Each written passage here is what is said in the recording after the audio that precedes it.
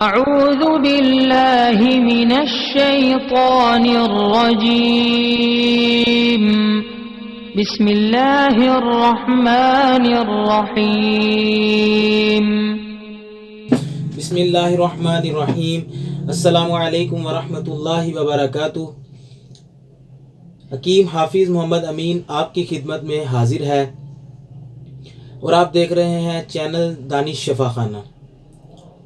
आज हम बात करेंगे शुगर के बारे में, जिसे ज़ियाबतीस भी कहा जाता है।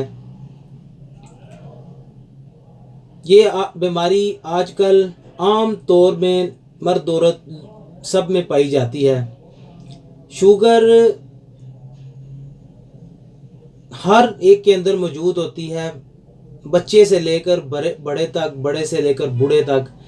शुगर का लेवल इस वक्त अप होता है जबकि लबलबा इंसान के अंदर अल्लाह पाक ने एक ऐसी चीज़ बनाई हुई है, लबलबा जो है वो ख़राब होना शुरू होता है, वो इंसुलिन बनाना छोड़ देता है, कम कर देता है। उसकी वजह से जो है ना वो शुगर अप होना शुरू हो जाती है, इंसुलिन की कमी हो जाती है जिस्म के अंदर, तो उसकी वजह से शुगर जो है वो उसका लेवल अप होना शुरू हो जाता है। तो आज इसी के बारे में हम आपको बताएंगे। हमारे दवाखाने में इस्तेमाल करवाए जाते हैं ये नुस्खा जात, तो हम आपको वही बताते हैं।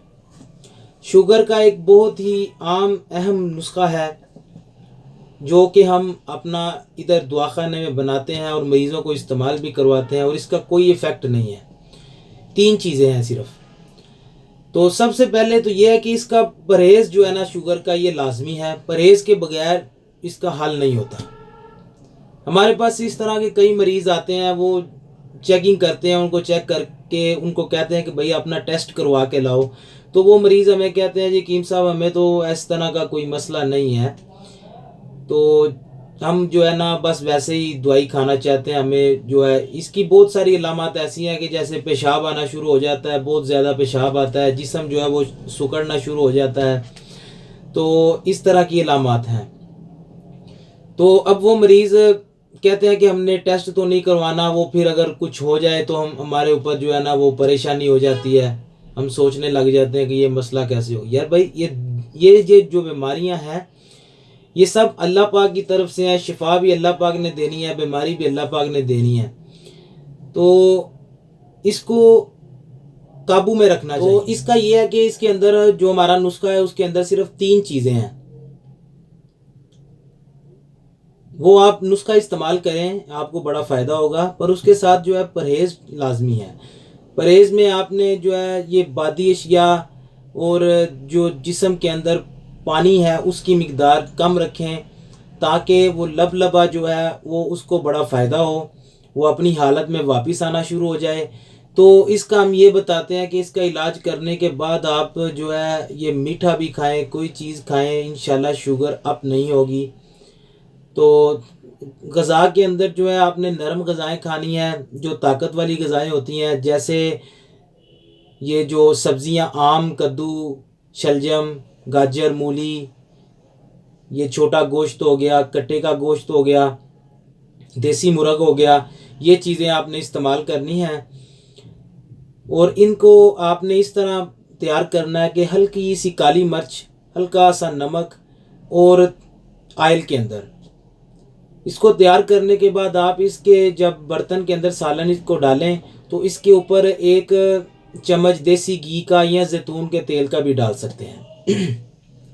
उसके साथ आपको बड़ा फ़ायदा होगा, क्योंकि जो शुगर के मरीज़ हैं इनको जिस्म के अंदर बहुत कमज़ोरी हो जाती है, तो इसके साथ इंशाल्लाह इनको बड़ा फ़ायदा होगा। तो इसका जो नुस्खा मैं आपको बताने लगा हूँ वो आप कहीं पर नोट कर लें, लिख लें, इंशाल्लाह उसको बनाकर इस्तेमाल करें, आपको बड़ा फ़ायदा होगा। सुंड जो है ये आपने डालनी है 50 ग्राम। काली मिर्च जो है ये आपने डालनी है 15 ग्राम, और जो नुशादर है वो आपने डालना है 30 ग्राम। ठीक है, तो ये आपने नुस्खा जो है नोट कर लें। इसको आपने तीनों चीज़ों को सूफ करके पीस के इस्तेमाल करें, सुबह, दोपहर, शाम। आधा आधा चम्मच, टी स्पून, चाय वाला चम्मच जो होता है वो आधा आधा। सुबह, दोपहर, शाम 3 टाइम इस्तेमाल करें। तो इंशाल्लाह इसके इस्तेमाल के साथ आपको बड़ा फ़ायदा होगा। तो हमारे चैनल को लाइक करें, सब्सक्राइब करें और इस वीडियो को आगे भी शेयर करें ताकि लोगों का फ़ायदा हो सके। और मिलते हैं नेक्स्ट वीडियो में। हमें दीजिए इजाज़त। अस्सलामु अलैकुम वरहमतुल्लाहि वबरकातुहू।